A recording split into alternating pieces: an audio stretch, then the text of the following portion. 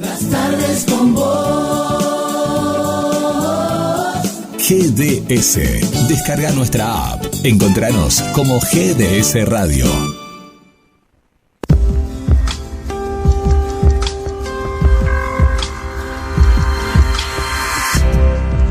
Y en la tarde de GDS, la radio que nos une en la continuidad de un programa, detrás de otro programa, veníamos de Trini, de Contacto Directo con Sebastián Franchini, después viene Adela Sánchez Avelino, después Gabriel, Alejandro Massa y toda la programación de la radio.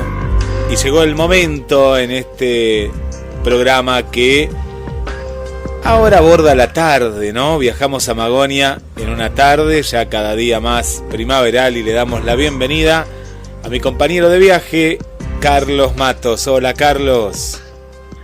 Buenas tardes, Guillermo, ¿cómo estás? Bien, bien, muy bien. ¿Cómo va todo? Bien. Bueno, tenemos oyentes nuevos y oyentes nuevas en el programa que se incorporan hoy. También gente interesada en los temas relacionados con la mitología comparada, con el mundo de lo imaginal y todos estos temas que venimos abordando.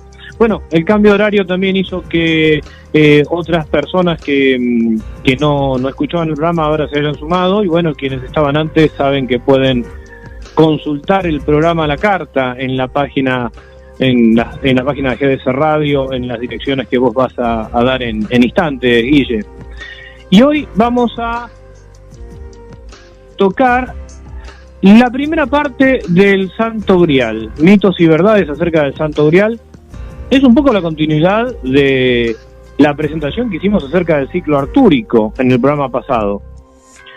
Así que bueno, Guille, antes de presentar el tema, vamos a las vías de comunicación y seguimos. 2234-24-66-46. Si está fuera de la República Argentina, más 54, y ahí nos agendás. Más 54 223 424 66 46. También estamos a través, Carlos, amigas y amigos, mensajes a la radio y por Facebook, Carlos Matos y GDS Radio. Bien, ¿qué es el Santo Grial, Guillermo? El Santo Grial como arquetipo, el Santo Grial como dato de la realidad.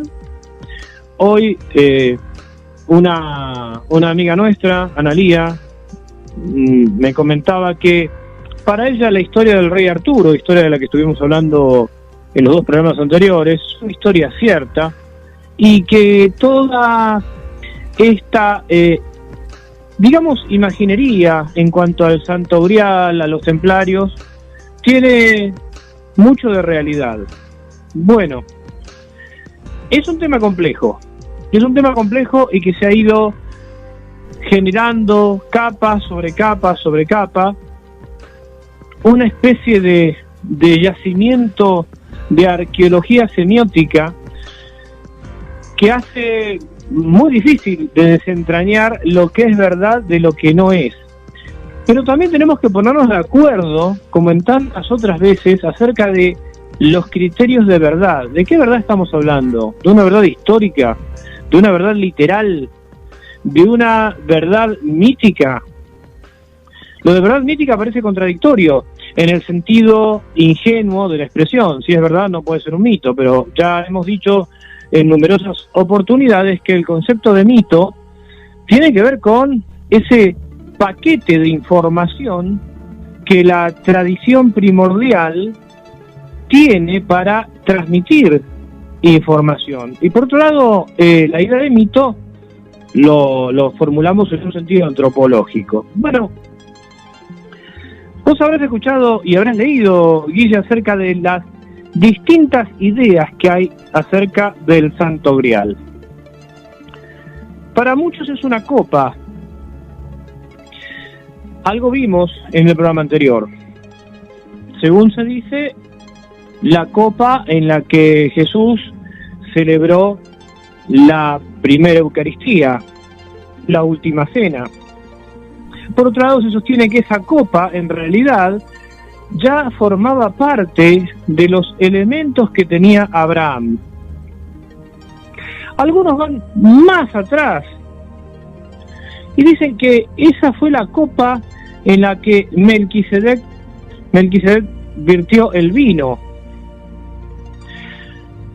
Bueno, también se sostiene que cuando Moisés trasladaba el arca de la alianza, entre los elementos que llevaba también la copa, que después fue la misma que utilizó Cristo, que es la que, según otros relatos, llevó José de Arimatea, esto ya lo vimos en el programa anterior, hacia, según unos relatos, Francia, según otros, hacia las Islas Británicas.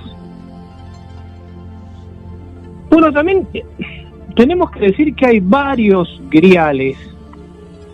En España por lo menos hay dos. Hay dos, uno en León, el otro en Valencia. Están en sedes de iglesias católicas, apostólicas y romanas.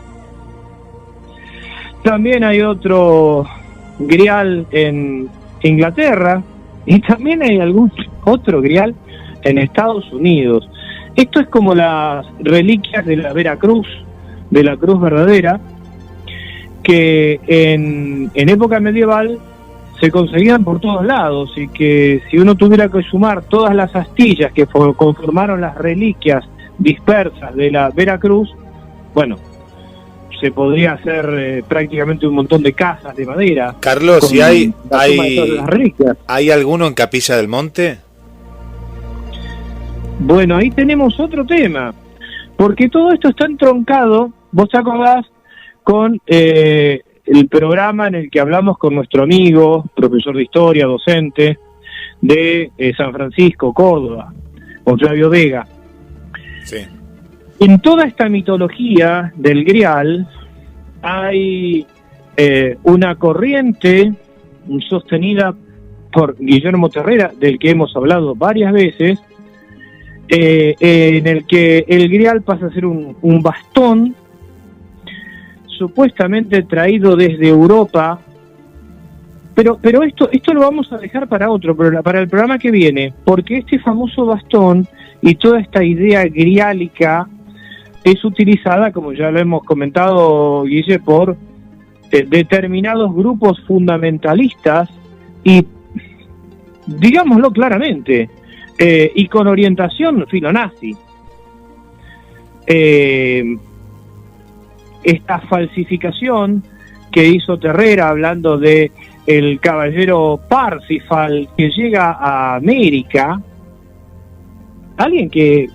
Parsifal que en realidad no existió, sino que es producto de la literatura, pero que él lo hace llegar a América para tratar de inventar esa especie de idea de la descendencia aria de los comechingones. Qué increíble, Carlos, ¿no? Un día como hoy, ¿no? Sí. Un 12 de octubre, ¿no? En el cual estamos justamente recreando, ¿no? En muchos ámbitos de la educación y a nivel regional, ¿no? El tema de... Porque mucha gente se quedó con el feriado, pero hoy era la fecha justamente que capaz que vino con Colón, ¿no? Y ahí empezamos como a meter en una bolsa de gatos, ¿no? Como se decía antiguamente, tantas cosas, bueno, ¿no?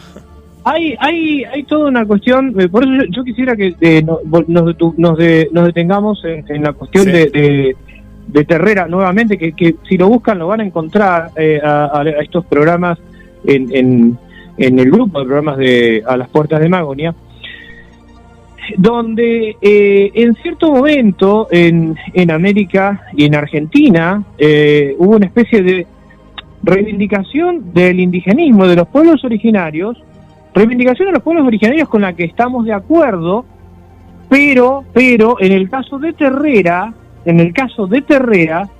él reivindica a los comechingones porque claramente inventa toda una idea mediante la cual estos pueblos tienen conexión con los pueblos escandinavos, los pueblos arios. lo cual es un verdadero disparate. Además que hay que decir que la idea de la sangre aria es un verdadero sofisma, es una piedra libre al macaneo. La raza aria como tal no existe, no existió, y es una cuestión ideológica sobre la cual vamos a volver, ¿no? El tema del Grial no es que sea peligroso en sí mismo. De hecho, hay grupos espiritualistas que toman el Grial como un ideal al que hay que llegar, ¿sí? Pero, por otro lado, esto nos recuerda esa búsqueda que se hizo antes de la Segunda Guerra Mundial, a partir de este escritor alemán Otto Rahn, ¿no? Muy aficionado a las mitologías nórdicas y celtas. Recordemos que Otto Rahn fue inclusive captado por Himmler, que fue una de las autoridades máximas de las SS, porque los nazis estaban detrás de poder encontrar el llamado Santo Grial. ¿Por qué? Lo querían encontrar en tanto objeto de poder. Bueno, fuimos abriendo muchas ventanas. Abrimos muchas, Carlos. Yo tengo una pregunta, pero esto lo vamos a seguir analizando en otros programas. Lo de la Segunda Guerra Mundial y la búsqueda de estos objetos míticos es cierta, ¿no? Existió la búsqueda. A la búsqueda estoy hablando, ¿no? Existió la búsqueda, porque no nos olvidemos que el nazismo tenía también una impronta de cierto esoterismo reaccionario. Sí. No estamos, pero aclaremos, no estamos diciendo que todo aquello esotérico necesariamente es reaccionario, no estamos diciendo eso. No, estamos hablando del nazismo, ¿no? Y todo lo que había alrededor, claro, ¿no? Esta cuestión. Y que además había una reivindicación de toda la cultura precristiana, y entonces la forma de buscar esa especie de nacionalismo, de cohesión, de ir contra todo aquello que simbolizara el cristianismo, sí. Y que permitiera una especie de cohesión para tratar de, entre comillas, una pseudo religión podría ser lo que se buscaba, sí, se encontraba algo de esto. No tan pseudo religión. La verdad que fueron, de hecho, el nazismo se convirtió en una verdadera secta de horror, sí, ¿verdad? Sí. Pero bueno, existió sí la búsqueda de estos elementos. En realidad lo que habría que ver es si ellos creían ciertamente en que eran objetos de poder en sí mismo, o si, por el contrario, eran objetos de poder en el sentido simbólico. Habría que pensar que, obviamente, supongamos que hubieran encontrado este objeto, el Santo Grial como tal, el hecho de haber tenido un elemento de esas características y haberlo revelado al mundo, constituía también un elemento de una poderosísima propaganda. Esto, ya lo hemos comentado en aquel programa, inclusive con Flavio Vega, y no es nada extraño la conexión de la que hemos hablado en su momento, cuando se quiere hacer toda esta unión de elementos, ¿no? Con el famoso arribo del caballero Perceval a América. Pero bueno, dejemos esta ventana por ahora y vayamos a otras ventanas sobre el Santo Grial. Para otros el Santo Grial es una piedra, y para otros en realidad es una persona. Recordemos todo el revuelo que se armó con la novela de Dan Brown, El Código Da Vinci, ¿no? En el que se hacía esta especulación de que Santo Grial significa en realidad sangre real, pero que tampoco es un invento de Dan Brown. En realidad Dan Brown lo toma de otros autores. No es original Dan Brown en esto. No es original. El mérito de Dan Brown es que hace una novela Claro, lo que pasa es atrapante. Es atrapante, pero Carlos, acá lo que pasa es que esto me lleva, no sé, si vamos al cine, a Indiana Jones. Yo veo una película de Indiana Jones y sé que es una película de aventuras basada en ciertos hechos históricos y míticos, pero no le puedo dar el valor de real, de una realidad, de decir, uy, no, porque yo lo vi, pero la gente embargo, no lo lleva a la realidad, ¿no? Sí. Pero Guillo, vos sabés que con el Código Da Vinci no pasó exacto, o sea, sí, hubo muchos que lo tomamos realmente como una novela, nos divertimos, yo la verdad lo leí, me resultó una novela entretenida, dinámica, hasta Pochoclera era la película y el libro mismo también, no había una cosa que vos digas, ¿viste? El libro por ahí más dinámico. Ahora, también tengo que decir que al leer el libro de Dan Brown me producía muchas disonancias cognitivas, lo que me frenaba ese divertimento. Es decir, hay montones de errores históricos, hay muchos errores históricos, cosas contadas fuera de época. Se habla, por ejemplo, de los protocolos de Sion, que son documentos totalmente apócrifos y que sobre esto tenemos que hablar también en uno de los programas. Más allá de eso, Dan Brown tiene esa cosa atrapante en cuanto a los hilos argumentales. Pero realmente hay gente que ha tomado Código Da Vinci como una obra encriptada en la que hay un montón de elementos que por H o por B están disfrazados y que realmente valen la pena profundizar, y se vuelve sobre esta cuestión de María Magdalena, si fue la esposa de Cristo, si no lo fue. Se vuelve sobre temas que en realidad ya en los 60 se planteaba, y se planteaba mucho antes, pero que de original no tiene nada. No, claro, tal cual, Carlos, después del éxito del Código Da Vinci vinieron como Inferno, La Conspiración, El Símbolo Perdido, pero ahí te das cuenta, ponele que el primero, el Código Da Vinci, va a decir, no, acá hay una investigación hecha novela, pero después te das cuenta que era para vender libros, porque vio que por ahí estaba la beta. Hay otro que no lo leí, que se llama La Fortaleza Digital, me imagino para dónde va, tal vez algo de robótica, hablará de es que uno ya ¿no? más o menos intuye, ¿no? Sí. Uno ya más o menos intuye por dónde va la cosa. Pero que está bien, del lado de Dan Brown está bien, porque lo que quiere es vender libros, él es un escritor. Sí, no, en ese sentido, yo creo que él cumple con su objetivo. Tengo que reconocer que no lo leí en inglés, o sea, lo leí en castellano, de manera que no puedo abrir un juicio acerca de su estética en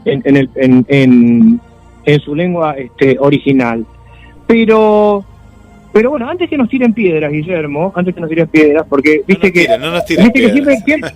siempre pasa que el problema que nosotros dos tenemos es que de un lado nos tratan de místicos y del otro lado de escépticos, porque en realidad lo que tratamos es de separar la paja del trigo y decir, bueno, a ver, no es que estamos destruyendo un mito, sino que estamos tratando de comprender el mito, el sentido del mito, y de separar toda aquella maleza que lo rodea en cierto modo. Y ciertamente no estamos y verdaderamente no estamos diciendo nada inadecuado cuando sostenemos que lo que escribe Dan Brown de original no tiene absolutamente nada, y que muchos de esos elementos, la orden de Moria, muchos esos elementos no tienen tampoco asidero histórico. ¿Hay órdenes iniciáticas? Sí, existen, por supuesto. ¿Cómo que no? Hemos hablado en este programa de muchas órdenes iniciáticas. Hemos hablado también del Grial como algo arquetípico que tiene, por supuesto, tiene existencia real desde el punto de vista cultural.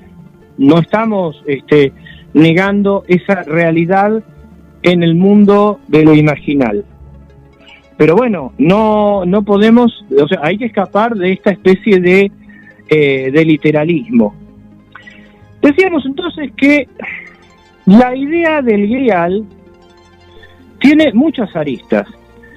Retomemos un poco lo que hablábamos en el programa pasado, cuando nos referíamos a la idea esta en la que el Santo Grial es la copa en la que Jesús celebró la última cena, léase la primera Eucaristía, y que también es la misma copa en la que José de Arimatea recogió la sangre de Cristo cuando Longinos, el centurión romano, le clava la lanza en el costado.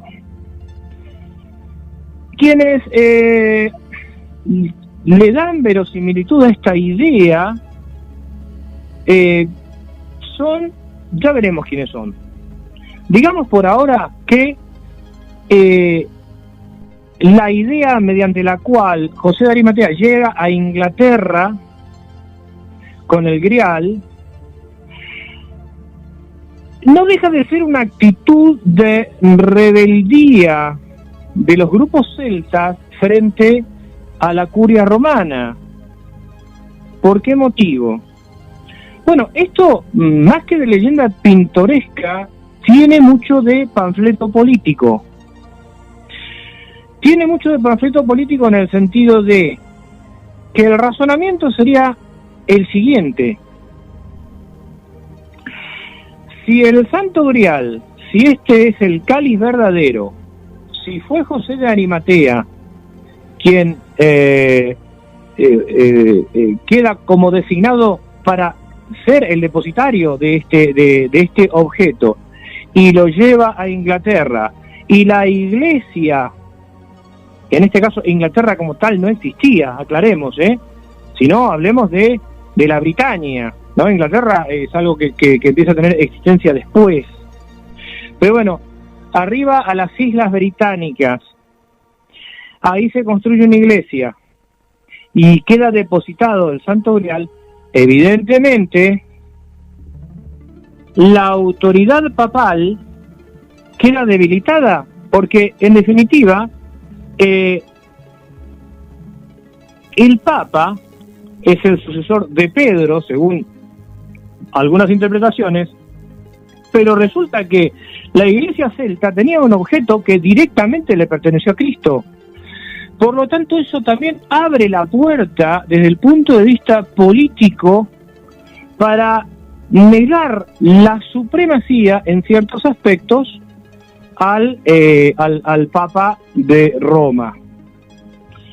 No es casual, también dijimos en su momento, que con la disputa llevada adelante entre la Iglesia de Roma y Enrique VIII, toda esta idea de José de Arimatea llevando el cáliz, ahora sí, a lo que ya es Inglaterra, cobra mucha fuerza, porque es un elemento mítico que sirve también en este caso, a quienes integran, o el grupo de naciones que integran una nación más grande, que es la inglesa, a poder enfrentar, y le da a Enrique VIII una serie de elementos, más allá de la cuestión del no poder tener descendencia, de la disputa por el divorcio, del lío específicamente con el Papa de entonces. Bueno, hay un argumento histórico para sostener que la Iglesia de Inglaterra siempre tuvo una fuerte autonomía frente a la Iglesia romana, ¿no? Y da pie, da base histórica entre comillas, para una ruptura. A lo que vamos, Guillermo, es que detrás de todos estos relatos que parecen pintorescos, en realidad se están moviendo otros intereses. Ahora bien, y esto obviamente no es una apología de la Iglesia Católica Romana, no estamos haciendo eso, estamos tratando de entender un hecho histórico simplemente. Quienes sostienen que el Santo Grial, que el cáliz, es trasladado por José de Arimatea, algunos dicen a Francia, otros a Inglaterra,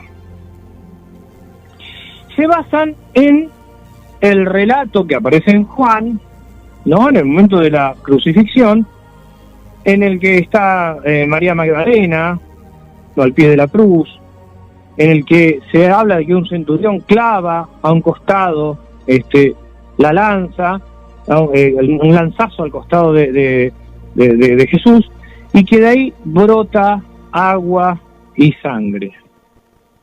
Ahora bien,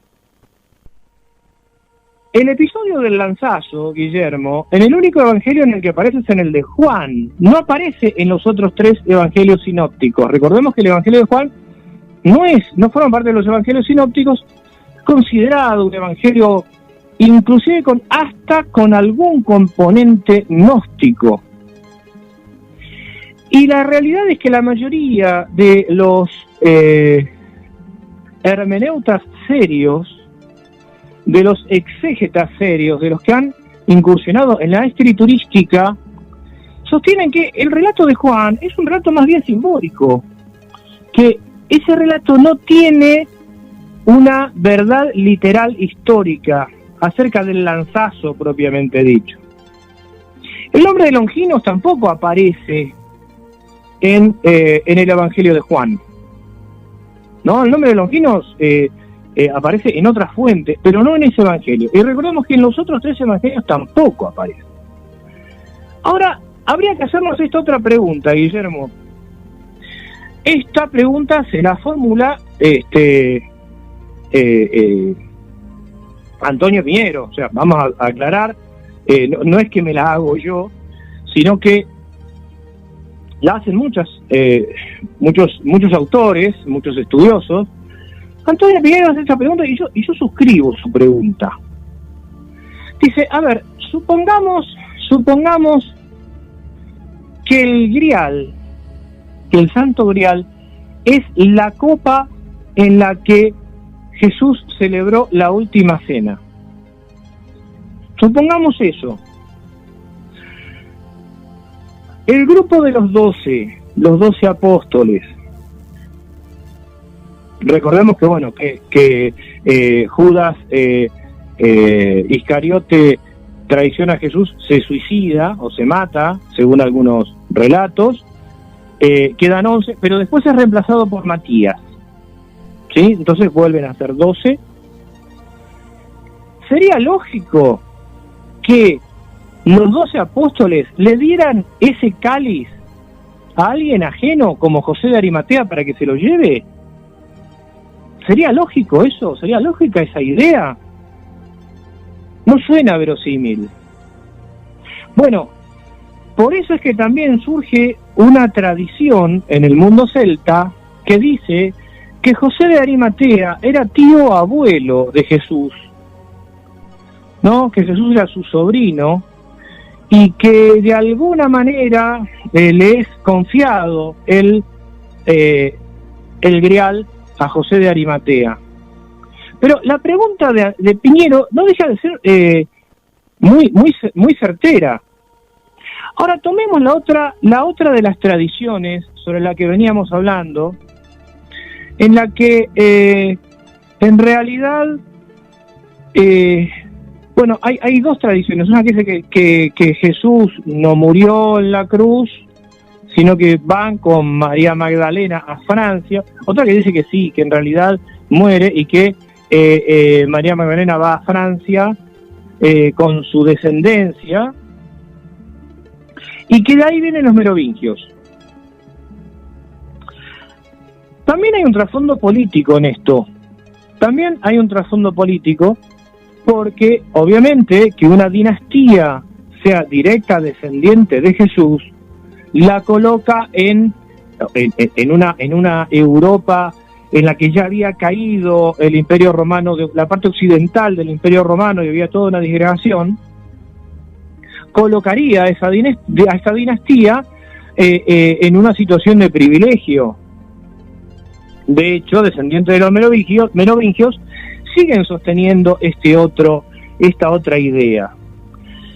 Estos temas que parecen pintorescos, que los leemos en Dan Brown y que a veces escuchábamos a gente fanatizada en los distintos grupos, en los cafés, decir, no, pero realmente Jesús, fíjate, nos mintieron toda la vida porque etcétera, etcétera, etcétera, que tenía una pareja, que qué sé yo, que sé cuánto, independientemente de si eso fue real o no lo fue, que ese es tema para otro programa, lo que no podemos desconocer que también hay un trasfondo político en cada una de estas cuestiones. En el relato de si María Magdalena fue esposa de Jesús, si tuvo una descendencia, y esa descendencia con a qué linaje da lugar, lo mismo que el tema de José de Arimatea. Esto hace que lo que estamos diciendo, que el Graal o Grial sea verdadero o sea mentira, todavía no lo estamos definiendo. Simplemente estamos separando cosas y estamos tratando de interpretar qué fue lo que ocurrió. Guillermo, ¿tenemos algún mensaje? Sí, Carlos, acá siguiendo la entrevista, Irina dice, qué interesante el tema. Por acá también nos manda saludos Mariana, buenas tardes, Carlos, Guille y a todos.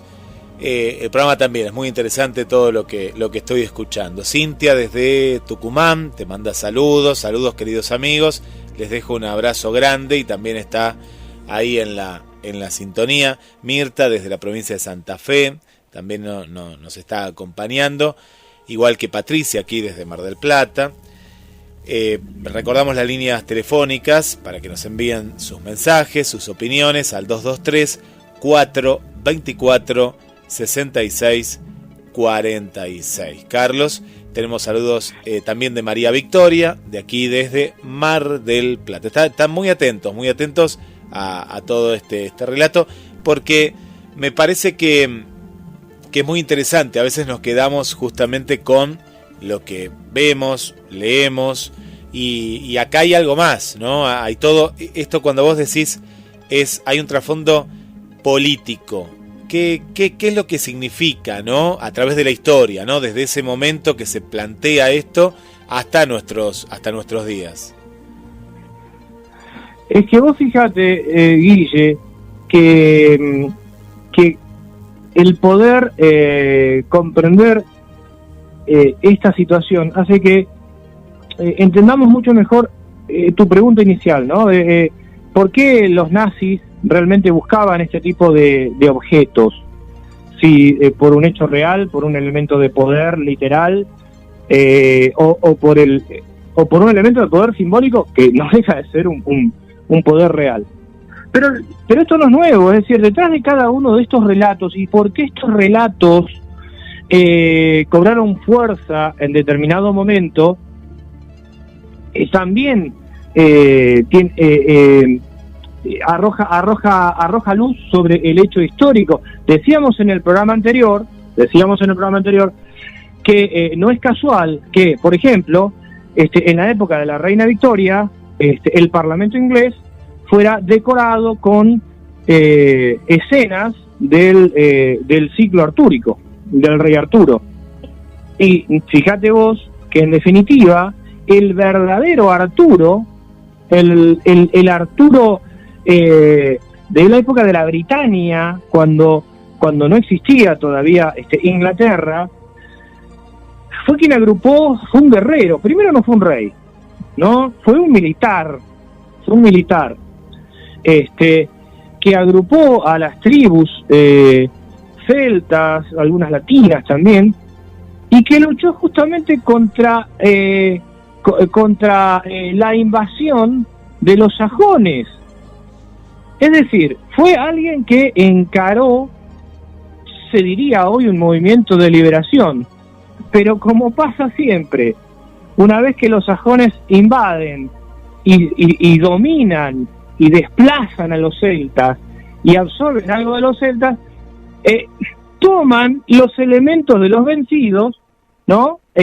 Ya la Inglaterra formada como tal, los elementos de los vencidos, y los hacen propios y los convierten en héroes. Esto también es un detalle político muy interesante a tener en cuenta.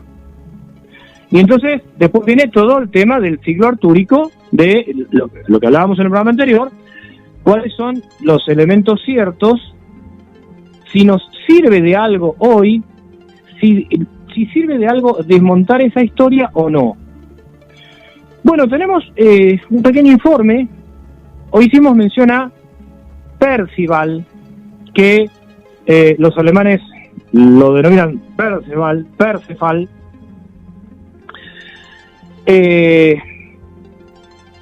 Uno de los caballeros que se ha empleado para sostener cualquier tipo de teorías, más allá del valor estético y del valor ético que en algunos relatos Percival tenga. Así que, bueno, Guille, vamos a esta pequeña data de quién fue Percival. ¿Por qué lo ponemos acá, Percival? Porque es lo que entronca en los programas anteriores cuando veníamos hablando del ciclo artúrico, y es quien en realidad visualiza al Santo Grial cuando está enamorada del rey pescador. Sobre el rey pescador vamos a hablar más adelante, por la fuerza que tiene en muchos círculos, en muchos grupos iniciáticos. Así que bueno, vamos entonces a Percival, a ver quién era Percival. Vamos a escuchar un tema de fuerte base celta en la voz de Susan Boyle y volvemos.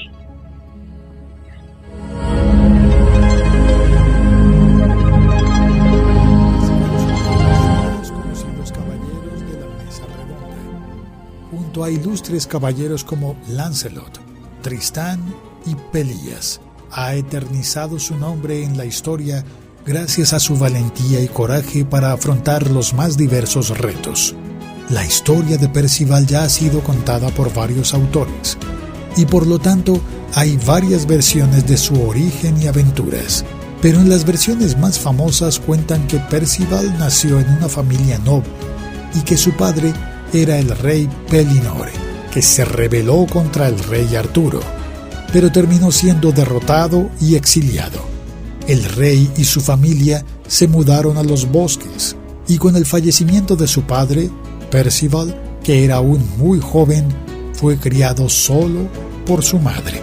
El joven creció libre en los bosques y recibió una educación precaria en cuanto a la etiqueta y los protocolos que eran obedecidos por la nobleza. Pero su madre hizo un excelente trabajo en cuanto a su educación religiosa. Percival era un chico puro y gentil, pero tenía poco contacto con el mundo de los hombres, y por lo tanto era muy ingenuo. Un día, Percival conoció a los caballeros con su brillante armadura e impresionado los tomó como ángeles. Después de ese encuentro, estaba decidido a convertirse en uno de estos nobles caballeros. Después de dar a conocer su nombre gracias a sus éxitos en varias aventuras, Percival fue invitado a convertirse en uno de los caballeros del rey Arturo. Según algunas versiones, Percival había hecho voto de castidad y por lo tanto nunca habría cedido a la tentación de la carne. En otros, se habría involucrado románticamente con la Dama Blanca, con la que se unió y tuvo hijos. Su aventura más famosa fue la búsqueda del Santo Grial. Durante su estancia en la corte del rey pescador, puede ver al Santo Grial y la lanza usada por el romano que atravesó el cuerpo de Jesús. El rey pescador era el responsable de guardar y defender tales reliquias sagradas, pero fue gravemente herido y no pudo cumplir su misión. Hay varias historias que cuentan cómo los caballeros de la Mesa Redonda se embarcaron en la búsqueda del Santo Grial. En algunos, Percival es el único caballero que tuvo éxito en tal misión. En otras versiones posteriores, este papel fue con Galahad, hijo de Lancelot. Percival fue marcado como un caballero honorable, justo y benevolente, y temeroso de Dios, y aunque sus historias fueron eclipsadas por Galahad, sigue siendo uno de los más reconocidos caballeros de la mesa redonda.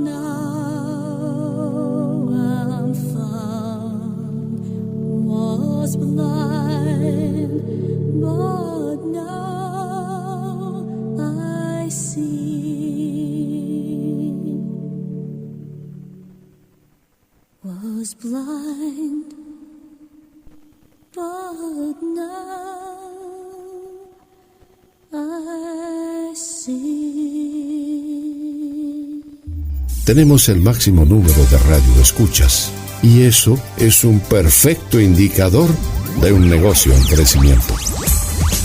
Seguinos en Instagram, @GDS Radio Mundial MDQ, en Twitter, @GDS-radio, en Facebook, @gdsradio.com.ar.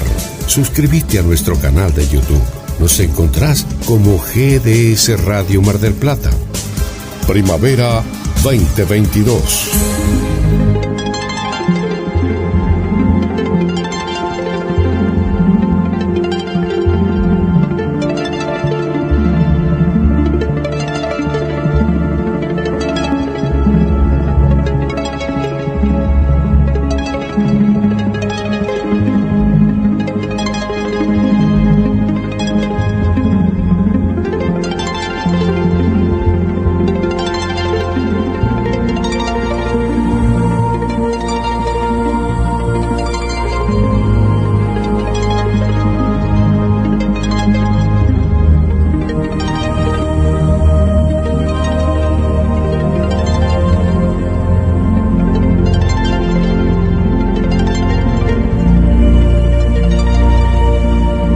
mandamos saludos a Claudio desde la zona de Cameta, aquí en Mar del Plata, a Emiliano desde el barrio Sarmiento, nuevos amigos, como decía Carlos también, que se van sumando en este horario, ¿no? Este horario.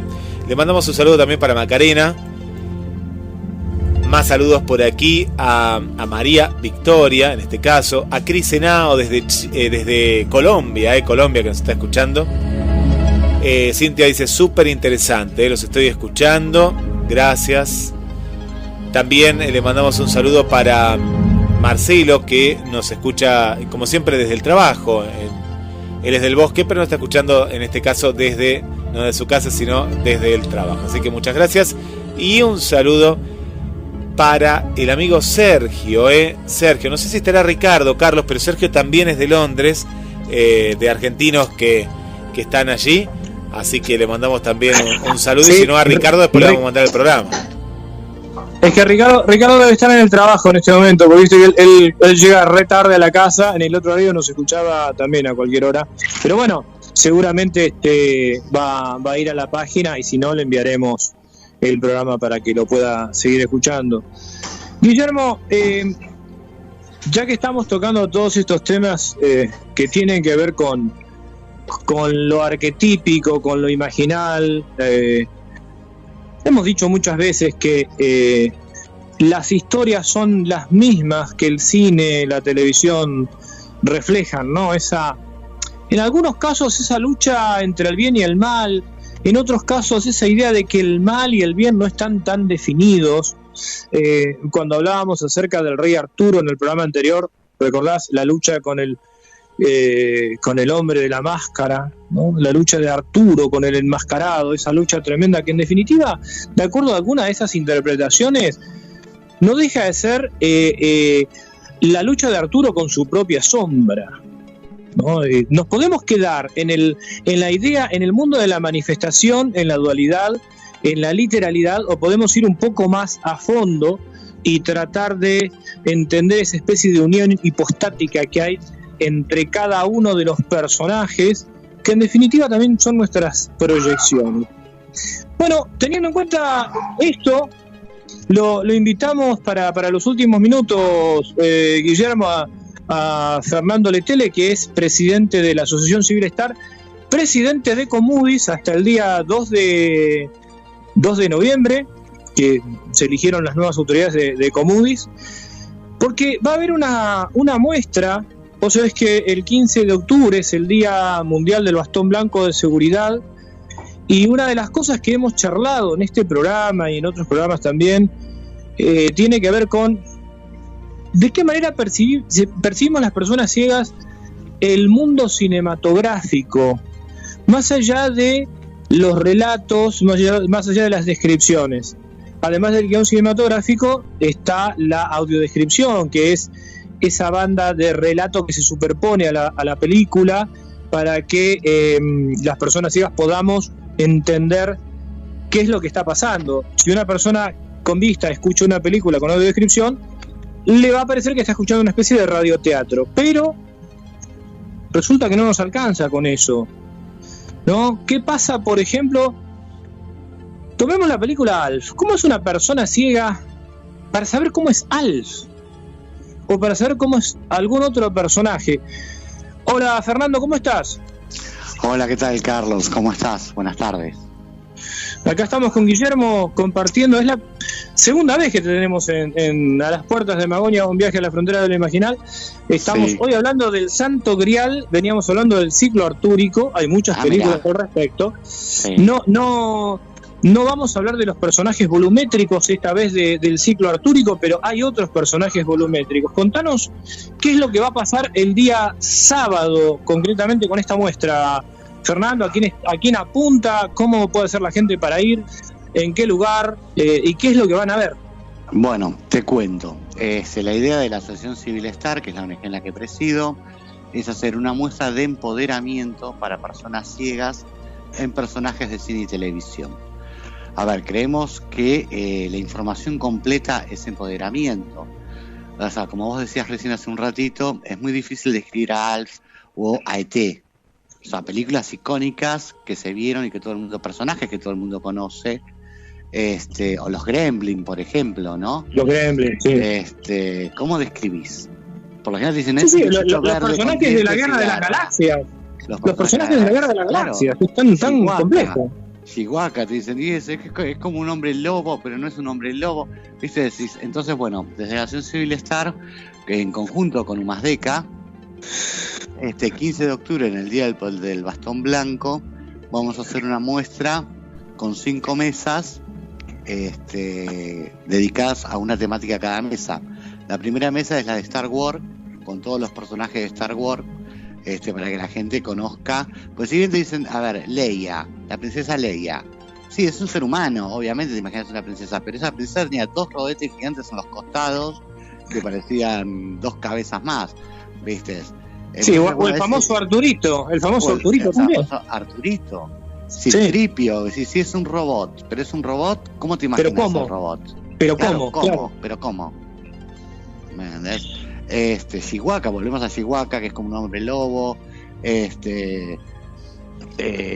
y así con todos los personajes, ¿no? Que sí, Yoda mismo. Que es muy Yoda, que es más, a ver, no tenemos a Yoda, tenemos al bebé Yoda, porque hay muchos personajes que no se pueden conseguir, porque, a ver, buscábamos muñecos de 30 centímetros de altura, para el tacto, para que estén bien definidos, y la primera colección de Guerra de las Galaxias, de Toy Story, salió en 10 centímetros nada más. Claro, es muy pequeño. Claro, es muy pequeño. No existen en tamaños más grandes. Sí sé, por ejemplo, una reedición de Darth Vader, que sí tiene 30 centímetros, y ese lo pudimos conseguir. Entonces, bueno, vamos por ese lado con Star Wars, para que la gente pueda tocar, mientras se les va explicando, más allá del tacto, ¿viste? Ante la duda, qué es lo que está tocando, ¿no? Esa es la idea. ¿Y quién es el personaje? Después, la segunda mesa son los personajes de Disney. Porque por más, a ver, lo que sean, y que todo el mundo dice, sí, a ver, no todo el mundo tuvo la oportunidad de tener un Mickey en la mano, una Minnie, un Pluto, un Tribilín, que era Goofy, un Pato Donald, un Dumbo, algunos de los enanitos de Blancanieves, no sé, algún personaje de Monster Inc., los de Toy Story, que no están todos, ¿verdad? Pues esto es muy a pulmón. Y permitime recordar una cosa, permitime recordar lo siguiente. Siempre decimos que el 70% del 100% de la información que el ser humano recibe, el 70% de la información es visual. Entonces, este es un dato importante a tener en cuenta, porque las personas ciegas nos tenemos que manejar con ese 30% y llevarlo al máximo para poder equiparar la información que el resto de las personas con vista perciben. Claro, perciben, sí. Entonces, de ahí, esto es bueno comentarlo para que se entienda la importancia, ¿no? Porque el que se acerque a los stands va a ver un montón de muñecos que a lo mejor ya los vio. El que vio, los vio. El que vio, el tema vio los personajes. Ciega, claro, pero la persona con discapacidad que no ve, ¿entendés? Que se perdió esa información. A ver, y esto es una infidencia, y bueno, vos sos el testigo, Carlos. O sea, esto comienza en Star, Carlos también forma parte de la Asociación Civil Star. Y un día estábamos hablando, y yo tomé conciencia, claro, yo me quedé ciego a los 42. O sea, en el 2012. Hay muchos personajes que sí vi, y puedo, o sea, y me dicen Alfie, yo ya me lo imagino. Carlos no. Claro, vos sabés que tenemos un amigo en común con de los tres, ¿no? Tuyo, de Guillermo, y también nuestro, de Nati, de Misionero mío, que es Sebastián Muso, ¿no? Sí. Y yo creo que te comenté esta anécdota, que claro, cuando yo era chico, veía Viaje a las Estrellas, los 74 capítulos que se pasaban por televisión, los veía, en realidad los escuchaba, yo ya no veía más. Pero gracias al regalo que me hizo Sebastián Muso, pude tener una idea de cómo era la nave Enterprise original, porque me la habían descrito, alguna vez me la había hecho algún amigo de la escuela, me la había hecho en plastilina, pero bueno, tuve que esperar un montón de años, y claro, yo parecía un niño, ¿no? Con mi nave Enterprise arriba del escritorio. Con esa charla, cuando Carlos me cuenta la anécdota, yo ahí tomo conciencia de que como Carlos hay muchas personas ciegas que no conocen y se pierden esa información, ¿no? Y ahí se nos ocurrió la idea de la Asociación Civil Star. Esto lo empezamos a gestar en el 2017, empezar a juntar muñecos para hacer esta muestra. Para que después vino la pandemia. Después vino la pandemia que también nos frenó.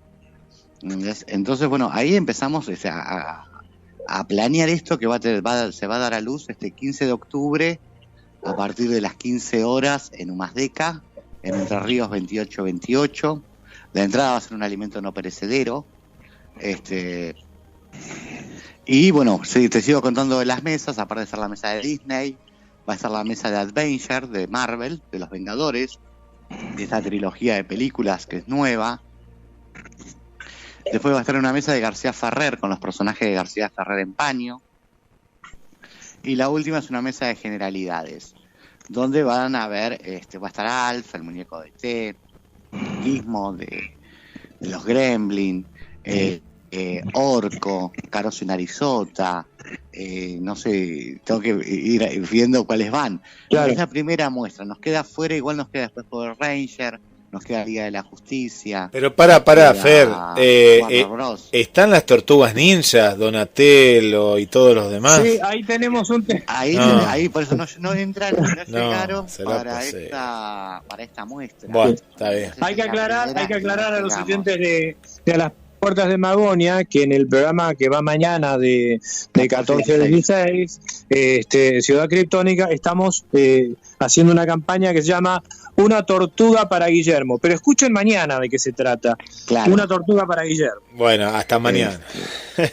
Hasta mañana a las 14 horas en Ciudad Criptónica. Quería aportar, Fer, Carlos, que esta cuestión de discriminación natural que tenemos todos los que vemos hacia las personas ciegas, me encantaría a mí, por ejemplo, entrar en esta muestra y taparme los ojos, ¿no? Para poder sentir esa sensación, porque pasa esto, ¿no? Que al poder ver, como vos contabas, Fer, nosotros tenemos hasta la imaginación misma, pero sentir, ¿no? Claro. De ese lugar, ¿no? Sí, estaría muy bueno. O sea, te invitamos de la Asociación Civil Star a que vengas, te pongas un antifaz y trabajes con el tacto. No, además estaría bueno también la cobertura de GDS Radio. Sí, que además siempre GDS Radio siempre ha estado difundiendo cada uno de los eventos. Che, no sé cómo estamos con el tiempo, Guille. Decime porque estamos bien. Sí, estamos bien. Ya ahora en un ratito sumamos a Adela, pero está muy interesante. Invitamos a todas las personas que nos escuchan desde Mar del Plata y la zona. Mi pregunta es solo este día, Fer, así que hay que aprovechar este día, ¿es así? Hay que aprovechar este sábado. La muestra va a estar de 15 a 19 horas, para que la gente venga, pueda tocar los muñecos, sobre todo las personas ciegas. Está abierto a todo el público, en realidad está abierto a todo el público. Apunta a personas ciegas, para que accedan a la información que no tienen. Bueno, Carlos sabe lo riguroso que somos a la hora de conseguir los muñecos, para que el tacto sea lo más preciso posible.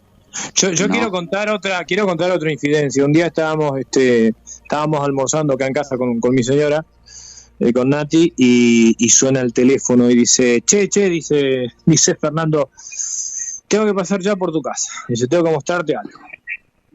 Llegan Fernando y Jorge, claro, entran, y lo que pusieron arriba de la mesa fue el Mac 5 de Meteoro. Bueno, claro, yo recuerdo cuando salía de la escuela, ya hace 1000 años de esto, ¿no? Claro, ¿quién no miraba Meteoro? ¿Quién no escuchaba? Claro. ¿Quién no miraba Meteoro? Todo el mundo miraba Meteoro. Todos miraban Meteoro. Y la verdad que yo nunca supe cómo era el Mac 5. E insisto, o sea, tenía una idea, porque siempre, viste, algún compañerito de la escuela lo hacían plastilina, me decía, mira, Carlos, más o menos así. Yo sabía, viste, que tenía como 2 torpedos, uno de cada costado, pero que no era un torpedo, sino que era parte del auto. Pero la idea exacta la tuve ese día que Fernando trajo el Mac 5, y dije, mirá vos qué loco, yo tengo 56 años, escuchaba Meteoro cuando tenía 7, y tuve que esperar 49 años. Claro. No quiero aburrir con los números, Guille, pero esto para que se entienda la importancia que tiene una muestra de estas características y por qué es importante que la gente que ve también vaya.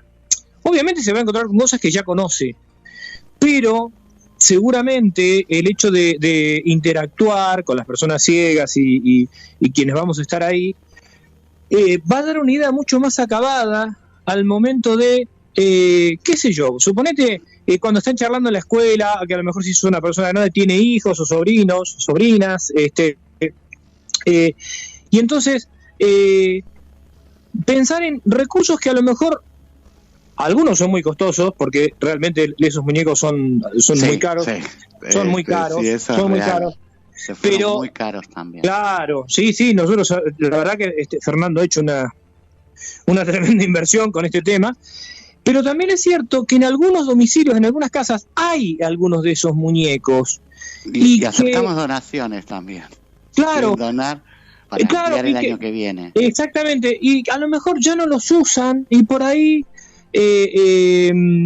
están ahí durmiendo el sueño de los justos, y entonces sería bueno, Fer, que vos dirás un número de contacto para poder ampliar en años sucesivos, poder hacer cada vez más grande la muestra. La muestra, sí. El número de contacto es 0223, teléfono fijo es lo que voy a dar, 471 3142. Siempre el material volumétrico es muy importante. Repetilo, Fernando. 471-3142. Pueden llamar. Es el teléfono, mi teléfono personal. Y también donde funciona Star ONG, la Asociación Civil Star. Hoy estamos hablando del Santo Grial como continuación del ciclo artúrico. Así que si tienen algún muñeco, algún elemento. Lo que pasa es que hay muchos que no se consiguen. Yo sé que están dando vueltas. No se consiguen. Sí, por ejemplo, manotas, el pulpo. Sí, es decir, el pulpo no se consigue. No era un pulpo común, ¿entendés? Yo recorrí acá todas las casas, las jugueterías, me llaman de las mismas jugueterías para avisarme qué juguetes entraron. Lo que pasa, también los precios se fueron muy, muy caros. Y, se nos complica mucho comprar. Entonces, hasta ahora llegamos hasta esto. La idea es seguir ampliando para hacer muestras más amplias, más grandes, para que la gente acceda a esa información. Porque es importante la información. Guillermo, yo me acuerdo cuando tocaste CT acá en mi casa. Sí. No, pero además, acá, cuando hablamos acerca del derecho a la cultura, ¿no? Parece una cosa abstracta, y no es así. El derecho a la cultura es esto. Es, por ejemplo, que un niño, una niña, que están en edad escolar, que están integrados e incluidos en una escuela común, una escuela llamada común, que cuando habla con sus amigas, con sus compañeros, y hablan de determinados personajes, sepan de qué están hablando, que no queden al margen de la conversación, no al margen porque el resto te vaya a discriminar, no, al margen no, porque de hecho están compartiendo, pero al margen en el sentido conceptual, ¿no? Me refiero, hablan del nuevo personaje y saber a qué se refieren, cómo es, qué características tiene. Yo recuerdo... Sí, básicamente, por ejemplo, porque el tema es que la persona que te describe, y a mí me pasó, por ejemplo, con mi pareja a la hora de ver Adventure, ¿no? Decir que yo conocía a los personajes por los cómics. Cuando leo, Loki, ¿y cómo está Loki? No, tiene un casco con cuernos. Y en realidad sí, tiene un casco con cuernos, pero los cuernos están retorcidos para adentro. Eso, al tocarlo te das cuenta que es otra cosa lo que te describe. No, y además que la descripción varía mucho. Yo recuerdo esta anécdota, la conté más de una oportunidad, estando en el secundario. Yo fui 2 o 3 veces al cine con distintas personas para ver la película de Wall. Claro. Y la descripción fue tan diferente que era como, no te digo ver 3 películas distintas, pero de por sí creo, y en esto nos va a saber orientar Guille, creo que con la película de Wall empieza toda la técnica después de lo que fue el videoclip, ¿no? Claro. Entonces ya es mucho más complicado. pero ciertamente que la descripción también, si bien sirve, pero uno no deja de estar mediado por la descripción de la otra persona. Entonces, las películas que tienen audiodescripción, obviamente son un gran avance, pero si a eso le sumamos el material volumétrico, en este caso los muñecos, hacemos...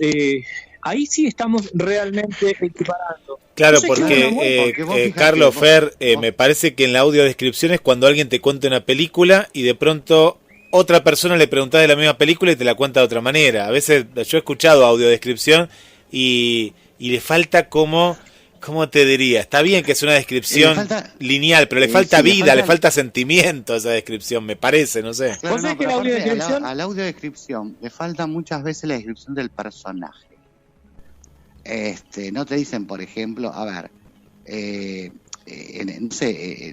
ET, por ejemplo, no te lo describen al muñeco, al extraterrestre. Dicen un extraterrestre petizo, marrón, ¿me entendés? Pero y los pliegos que tienen en la panza, las patas que tienen dos dedos. Claro, es que también vamos a contarle, seguramente que algunos oyentes no saben lo que es la audiodescripción, otros sí, ya lo deben saberlo, pero la audiodescripción es la banda descriptiva que se superpone en las películas en los espacios de silencio. Entonces, por ejemplo, supongamos que va una pareja conversando, van en un auto y en el momento en el que se callan, quien relata dice, bueno, fulano y mengano, o esta pareja, van en un auto y describe 2 o 3 características del auto. Pero obviamente queda acotado a ese espacio.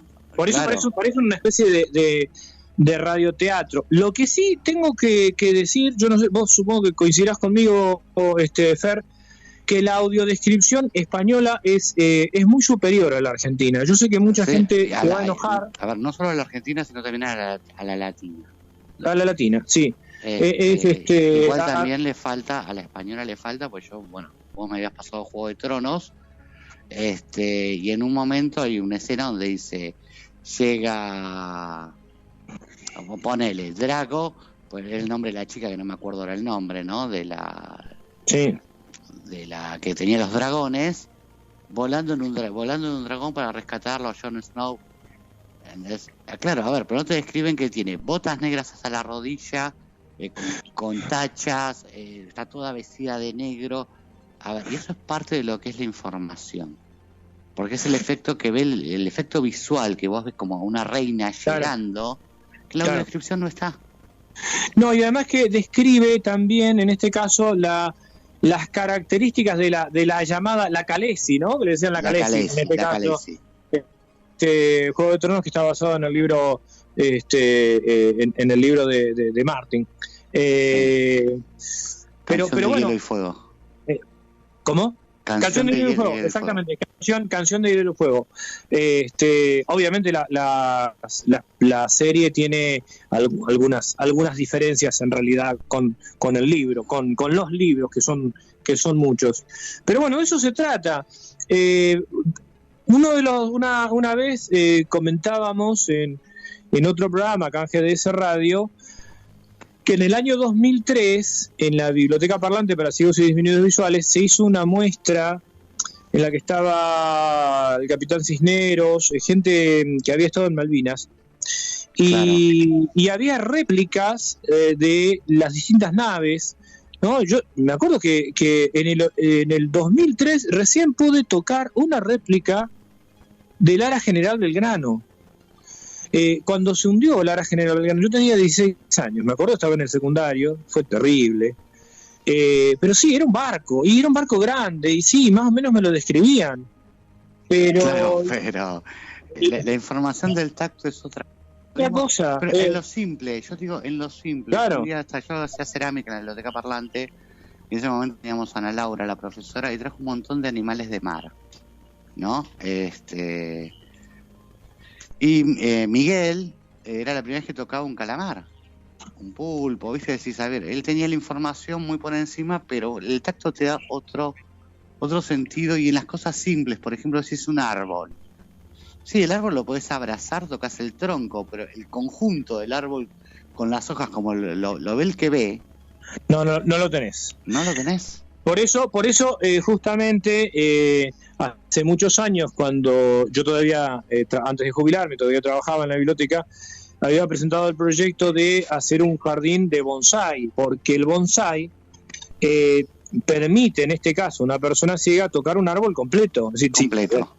Por ejemplo, si vos querés, supongamos, cualquiera de los que está escuchando este programa en este momento, quiere tocar un pino, no podés tocar un pino, pero sí podés ver un pino. Te alejás del pino lo suficiente, ¿no? Apelando al famoso punto de fuga y al horizonte, podés caminar alrededor del pino, tenés una visión completa del pino.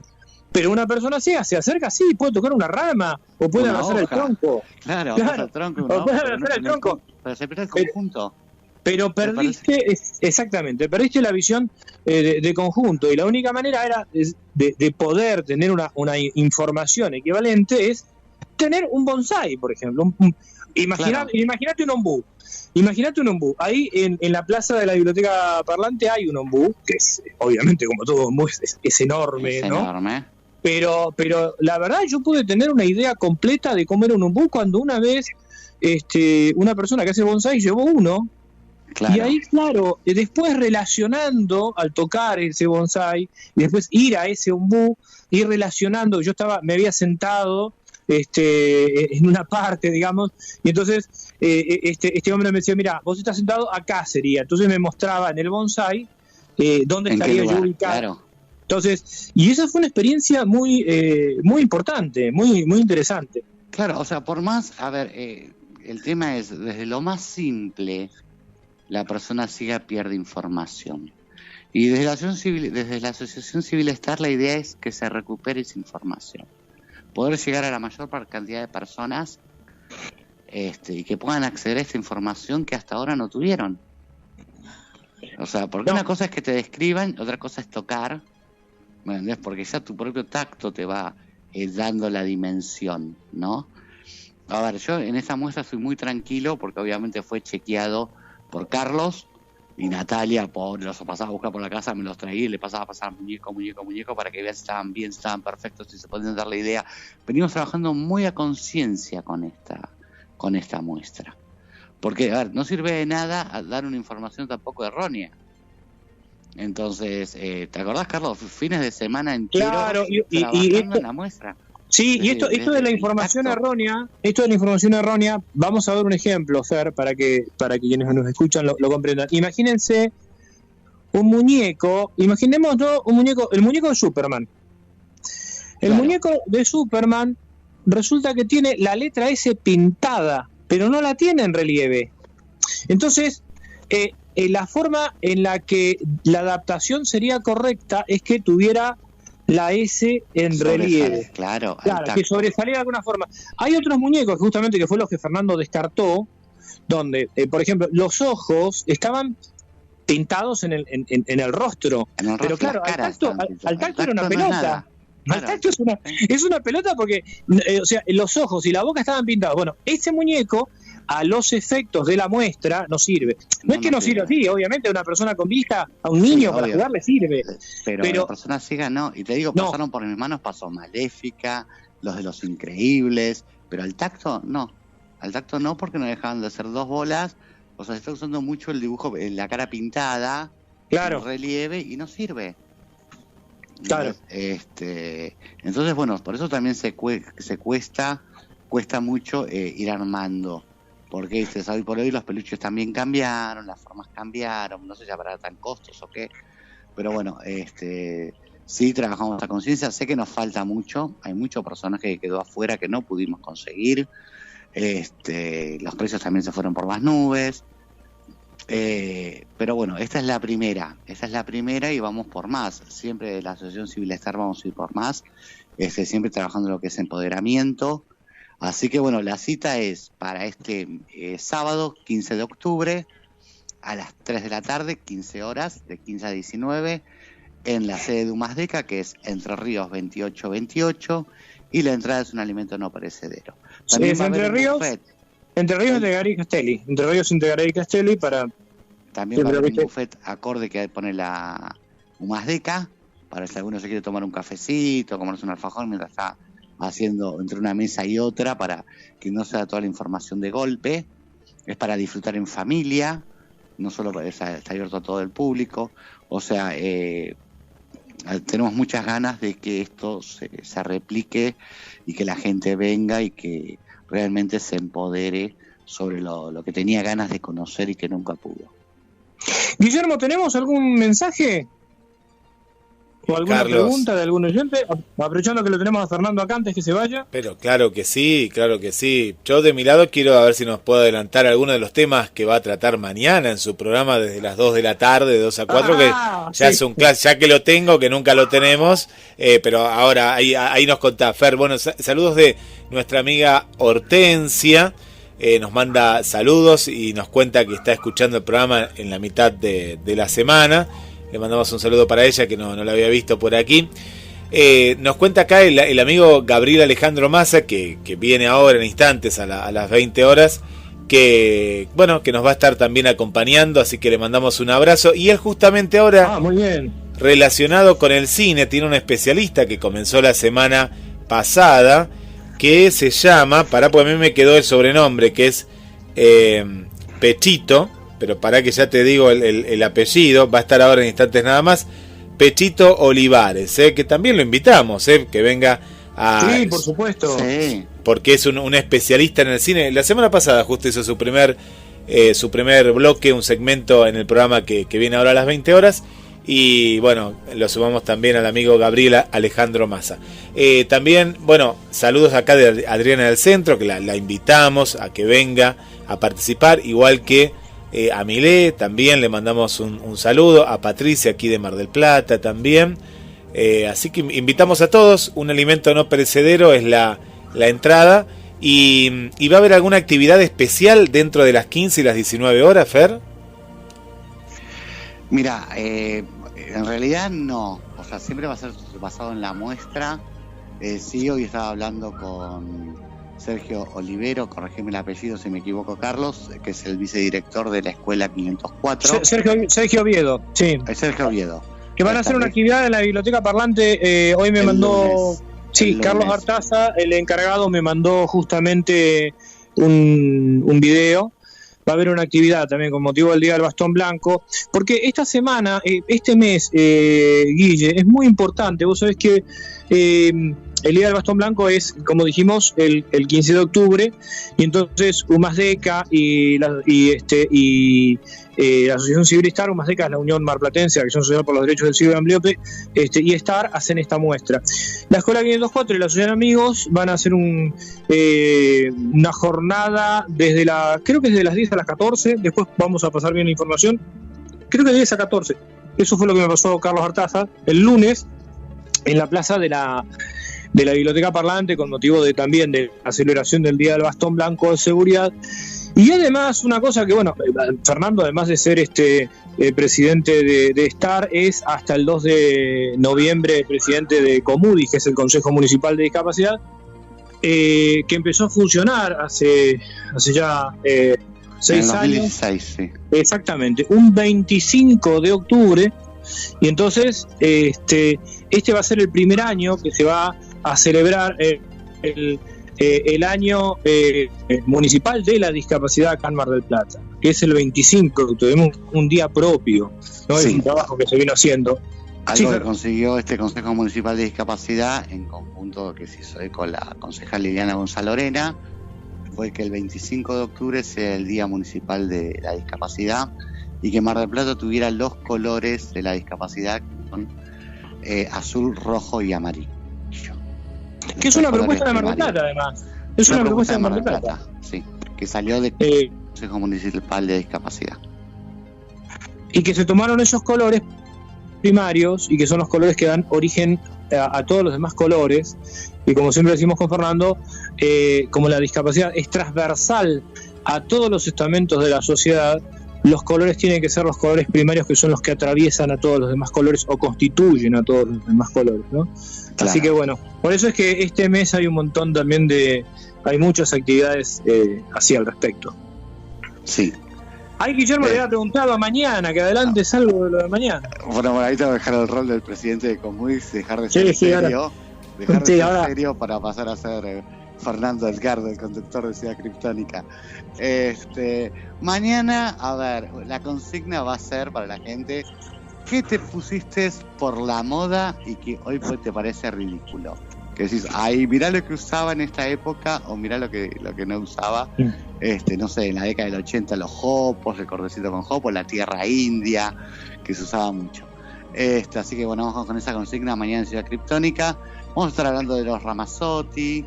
Me habían pasado los temas y ahora ya no me acuerdo. La que no va a estar es Marina. Marina se vuelve a integrar el otro jueves. El otro jueves, ¿viste? Sí. Vamos a estar cargando mañana. Va a ser sorpresa porque Marina no está. Y bueno, igual es un programa dislocado. Siempre decimos, es un programa dislocado. Y la idea es que en esas 2 horitas te olvides de los problemas cotidianos, que te diviertas, te relajes y se te baje el estrés. Esa es en realidad la función de Ciudad Criptónica. Porque nos parece desde el grupo. Además de conseguir la tortuga para Guillermo. Para Guillermo, sí. Esa la campaña sigue en marcha, una tortuga para Guillermo. Y si quieren, algunos que todavía no saben de qué se trata, bueno, escuchen el programa mañana. Claro. Porque realmente es una. Yo creo que es una verdadera cruzada que encaró Ciudad Criptónica. Y bueno, esperamos antes de fin de año la tortuga para Guillermo. Las tortugas para Guillermo, las 4. Donatello, 4. Leonardo, Miguel Ángel y... Sí, y la espada luminosa. Sí, es verdad. Así que bueno, desde ya... Y no digamos nada más porque nos va a cerrar el micrófono. No, yo se lo dejo abierto. Es una cruzada que bueno, vamos a seguir. Y bueno, vamos a estar este sábado y mañana le vamos a dar más difusión, Fer también. Dale toda la difusión posible, porque vale la pena estos encuentros. Y bueno, Ciudad Criptónica ya es un clásico, de los jueves a la tarde. La gente lo espera, se divierte, me cuenta después que termina el programa. Y yo le digo, bueno, después les paso los saludos. Ahora lo hago abiertamente aquí en la radio. Pero es un programa ameno que la gente, si podría, se estaría hablando ahí como habla, ¿no? A través de lo que escribe y los mensajes que nos envía, ¿no? Es que la idea es esa, la idea de Ciudad Criptónica es que todos los oyentes participen. 3, 5 locos conduciendo, falta Rodrigo, 6, somos 7 más o menos conduciendo el programa, divirtiéndonos, y la realidad es que la gente por 2 horas se olvide de los problemas cotidianos que tiene el país, que tiene el mundo, que puedas llenarte de alegría. Viste que la risa sana, la risa te levanta la energía y te hace sentir bien. Esa es básicamente la función de Ciudad Criptónica. Y nosotros estamos muy felices de hacer el programa. Nos parece que en la radio esta también estamos geniales. Y bueno, esperemos que nos sigan escuchando y que se sigan divirtiendo como nos divertimos nosotros. Guille, ¿tenemos algún mensaje? Saludos aquí a nuestra amiga Berenice, de Esther, de Fernando, acá de la zona de La Perla, y que está escuchando en su negocio. Y bien, bueno, agradecidos a toda la gente que está ahí, a Milena también, una nueva amiga que se ha sumado a la radio. Así que bueno, un saludo para todos y bueno, mañana con Ciudad Criptónica y el sábado estamos ahí en la asociación Omasdeca. Con Star, sí. Así es. Bueno, Guille, entonces vamos finalizando este viaje a la frontera de lo imaginal. Vamos a volver a nuestros hogares para mañana en Ciudad Criptónica y el miércoles que viene de vuelta a las puertas de Magonia. Nos vamos despidiendo entonces, Guillermo. Un abrazo para los dos y para toda la audiencia y será hasta la semana que viene. Mañana nos encontramos en Ciudad Criptónica y bueno, y seguimos la charla después entonces. Bueno, un gran abrazo. Yo como presidente de STAR te agradezco por el espacio y convocamos a la gente y los esperamos. Y como Fernando Edgardo de Ciudad Criptónica, te espero mañana a las 14 horas para divertirte un rato. Gracias, Carlos, por el espacio. Un abrazo. No, gracias a vos y a Guillermo también, que nos banca en todas estas cosas.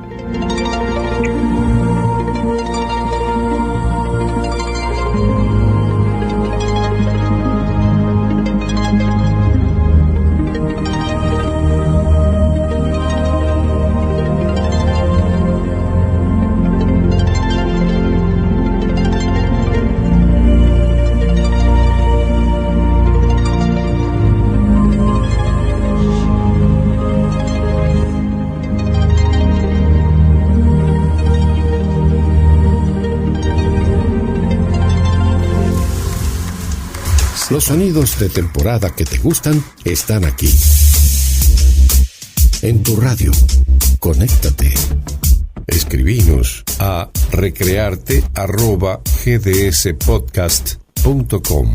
Un nuevo horizonte de tu carrera artística junto a GDS, la radio que nos une. Primavera 2022.